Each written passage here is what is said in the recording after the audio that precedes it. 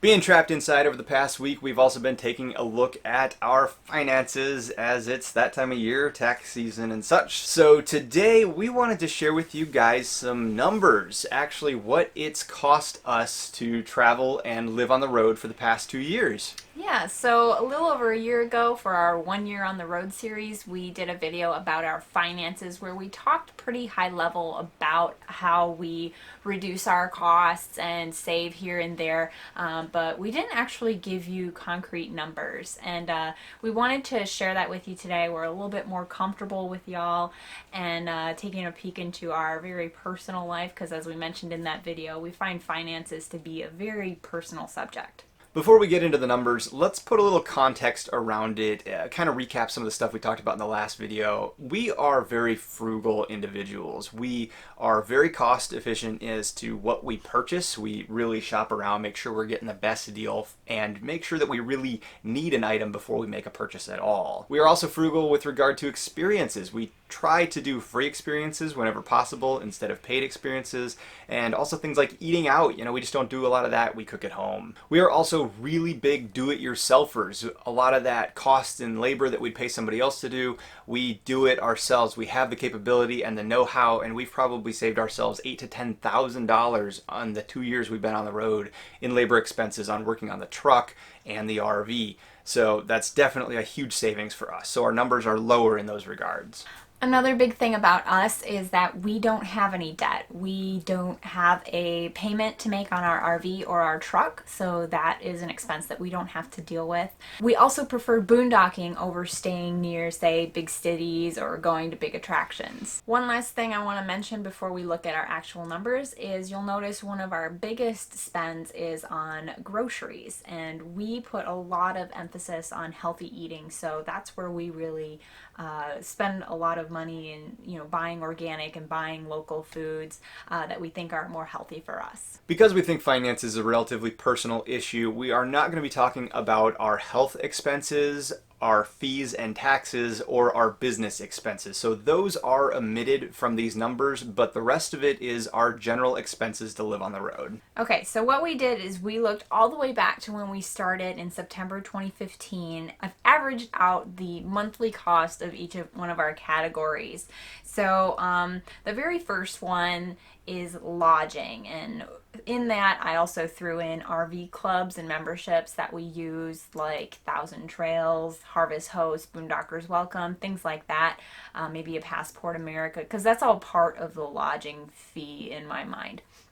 And so overall in our past little over 2 years, we've spent about $74 per month on RVing. That's not very much. That's not very much at all. And actually, 2016 it was a little bit higher. It was 125. 2017 we saw it come down all the way to $37 a month. So we really don't spend that much on lodging, and that's just really representative of how we like to camp. Our next category is admissions, parking, and tolls. This is just kind of like getting into parks, fee for parking at an attraction, or tolls to get somewhere, and that could be like a ferry, a bridge toll, something like that. So this is kind of like just getting to the places that we want to get to.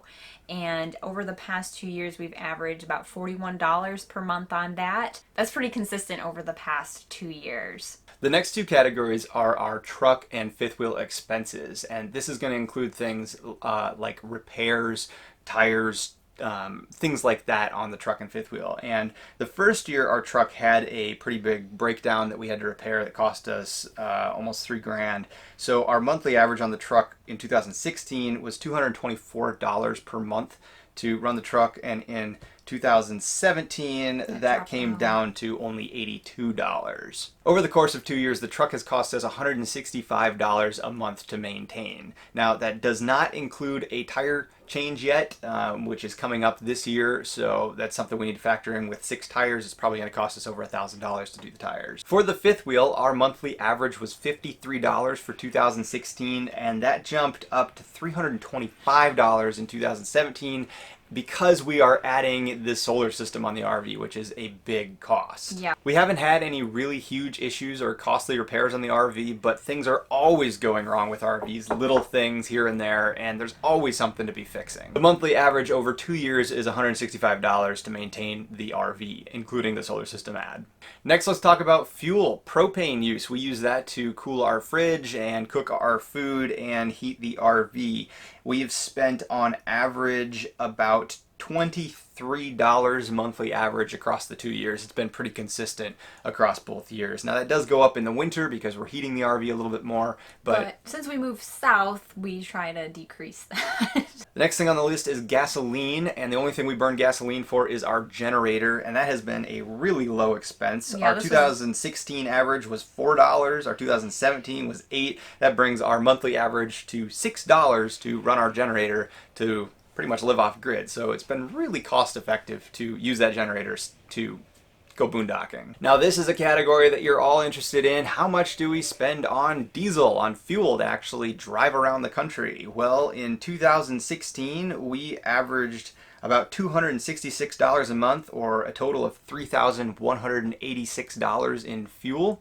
And in 2017 we spent $3,633, probably up because we were in California for a long time. Well, and fuel prices generally raised since when we first left. And the monthly average is $303. So our totally monthly average to run where we've gone has been about $274 in diesel fuel. The next category is dining out, and like we mentioned before, this isn't something that we do a whole lot of, so this is a lower number. Over the entire time we've been RVing, that averages out to about $88 a month, which is probably like going out once or twice, which is typically what we do. For entertainment and hobby stuff, we like we said before, don't do a whole lot of that either unless it's free. So our expenditures in this area are relatively low as well, averaging about $71 per month. Our next category is groceries and household, and I kind of clumped these into one category because it was really just too much of a hassle to pull out the food from, the paper towels and stuff like that from our shopping trips. So altogether in groceries and household, over the time we've been RVing, average has been around $479. Like I said, we kind of spend a little bit more on food, so in this category we really don't restrain ourselves much. We get exactly what we want, so that we eat healthy. So we travel with 2 dogs, so we also have a pets category, and every now and then they do need to see the vet. They need food every day, so they do cost us quite a bit. This number is a little low because sometimes their dog food just gets pulled up into the groceries and household category, but over time we're averaging about $70 per month for the 2 dogs. So if that's a number that you guys are looking for, how much does it cost to travel with pets, you could probably estimate around $70 to $100 per month. I mean, obviously depending on the health of your animal. Our final variable category, meaning that it can fluctuate from month to month, is kind of our miscellaneous and gifts category. It's kind of out of the blue, maybe postcards, maybe a souvenir for somebody, and that averages us about $120 a month. Usually that increases around the holidays. So our cell phones and internet cost us on average around $50 in 2016, and that's up to about $94 in 2017. Now that is, we have some pretty great cell phone deals and grandfathered plans that aren't really available anymore for internet, but our costs really aren't that bad for our connectivity. Storage is another category we have.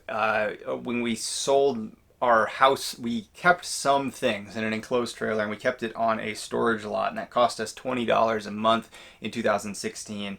In 2017 we built a new barn to put that in on our property up north, so our expenses are up to about $82 a month currently, but that should drop off now that that expense is out of the way. Before we started this RVing journey, we hired some financial advisors to help us more wisely move our money around, and that cost us some money. The first 2 years, that was about $150 a month, and going forward, we're seeing that go down because we're more settled in what we want to do. So we have an average of about $96 per month over the time we've been RVing. Insurance is another fixed cost that we incur every month. That includes the truck insurance, the RV insurance, and our health insurance. Insurance is another fixed cost that we incur every month. That includes the truck insurance, the RV insurance, and our health insurance. And overall, our insurance has cost us about $170 each month over the course of 2 years. It has gone up a little bit in the past year just because everything went up. And it's going to go up a little bit more because we are now Floridians and insurance is just a bit higher here, probably because of hurricanes and such like that. But $170 a month insures pretty much everything: our health, our truck, and our RV.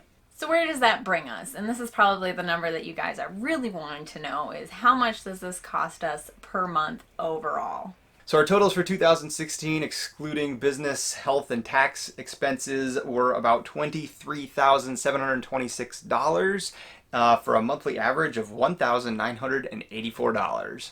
And then in 2017, that bumped up just a little bit to $25,782 for a monthly average of $2,149. So we're averaging about $2,100 per month in expenses. 2 years ago, when we set out on the road, we had set about a $2,000 a month goal. So we've done a really great job sticking around that. Budgeting is a really great way to make sure that you're staying on track. And if you have a month where things kind of go through the roof, you can catch that, and then in the next month or two you can work to kind of decrease some of your other variable costs. I will be putting a blog together with the spreadsheet with this information so that you guys can look at it or use it as a model for your own budgeting. So watch for that, and I hope this video has been helpful. As always, thank you guys for joining us, and be sure to stick around next week as we'll be on our way over to Tampa for the RV show. Woo woo! We'll see you next time. Bye.